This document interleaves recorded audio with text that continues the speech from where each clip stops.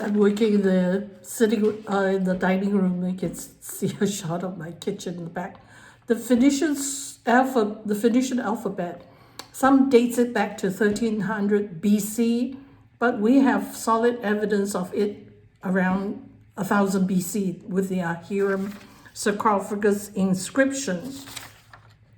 The Phoenicians were a seafaring people who later settled in the coastal areas of Canaan in cities, namely Tyre, Sidon, and Byblos. I've already ascertained that the foundation of the Phoenician script was the Proto-Canaanite or Proto-Sinaitic script. And this I did in the 2 previous posts. The Phoenicians spoke a Semitic language. They are credited with inventing letters and alphabets, and they have only 22 of them, and all are consonants, no vowels. Some call it this script proto-consonantal, but it was practical for trade and it can be learned easily by everybody, not unlike cuneiform or hieroglyphs, which only the scribes and the priest knows. So it can be learned by most people, unlike the more difficult Egyptian hieroglyphs and the Mesopotamian cuneiform. So it democratized writing, making it something that everybody could know, not just the elite few. And we know that its invention dates back, like I said, to 1300 BC. But the oldest example is really the King Ahiram sarcophagus in Byblos. And it is the mother of all alphabetic systems. So from it came the early Aramaic, the Old Hebrew or Paleo-Hebrew, and the Archaic Greek.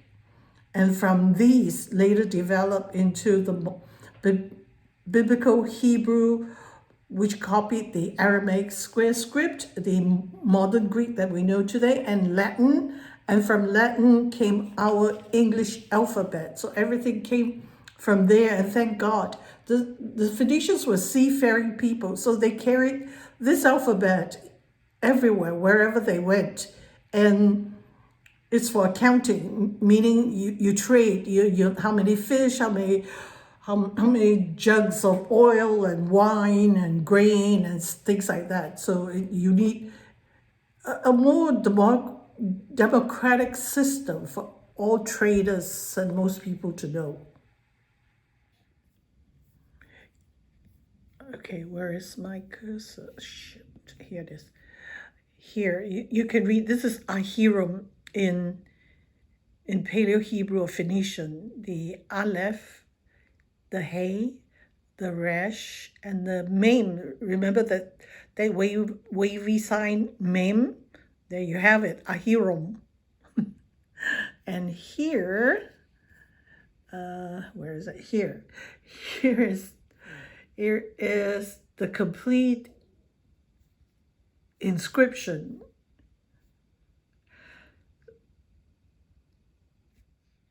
So here you can see the inscription marked on the lid. And if you can read it, well, here is the complete writing as can be deciphered. And here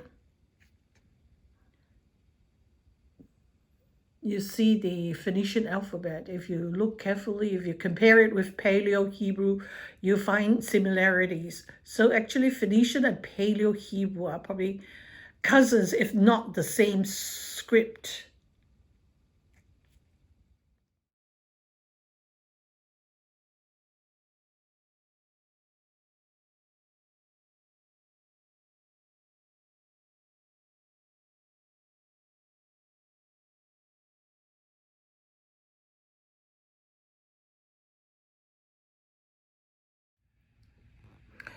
The inscription on Ahiram sarcophagus reads, "A coffin made it, son of Ahiram, king of Byblos, for Ahiram his father. Lo, thus he put him in seclusion, now with a king among kings, and a governor among governors, and commander of an army should come up against Byblos, and when he then uncovers this coffin, may he strip off the scepter of his judiciary, maybe overturn the throne of his kingdom, and peace and quiet may flee from Byblos. And as for him, one should cancel his registration concerning the libation tube of the memorial sacrifice. What it is a curse that whoever, this sarcophagus was built by the son of Ahiram who died. And the curse says, if anyone after this should open it and desecrate it, may his kingdom be taken away and may he be cursed. So it's a curse, actually. The Ahiram inscription, the inscriptions on Ahiram's sarcophagus in Phoenician alphabet. Why am I doing this?